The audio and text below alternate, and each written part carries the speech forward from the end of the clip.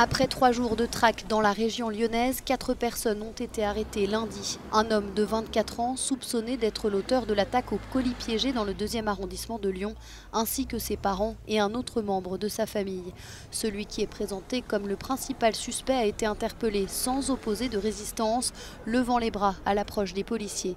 Lundi après-midi, une perquisition a été menée pendant plusieurs heures au domicile de la famille à Oullins, dans la proche banlieue lyonnaise. Le ministre de l'Intérieur, Christophe Castaner, s'est rendu à Lyon dans la journée pour faire un point sur l'enquête.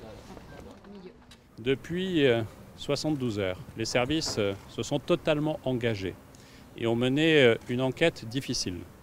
Au départ, peu d'éléments, mais qui ont été suffisants pour étudier près de 300 appels téléphoniques de témoignages divers et variés. Tous ont été étudiés. Étudier aussi un nombre d'heures très important de vidéos sur les différentes communes de Lyon, mais aussi à proximité de Lyon. Celles-ci ont permis d'identifier, de cibler un présumé responsable. La police avait lancé un appel à témoins dès vendredi soir en diffusant des photos du suspect à vélo, le visage dissimulé derrière des lunettes. Ses motivations restent pour l'heure inconnues et l'attaque dans laquelle 13 personnes ont été légèrement blessées ne porte aucune revendication.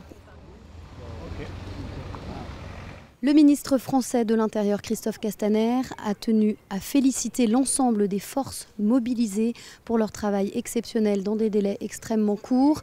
L'enquête se poursuit, le temps est à la police, a-t-il dit, en demandant de respecter le délai de l'enquête. À Lyon, pour Euronews, Stéphanie Morbois.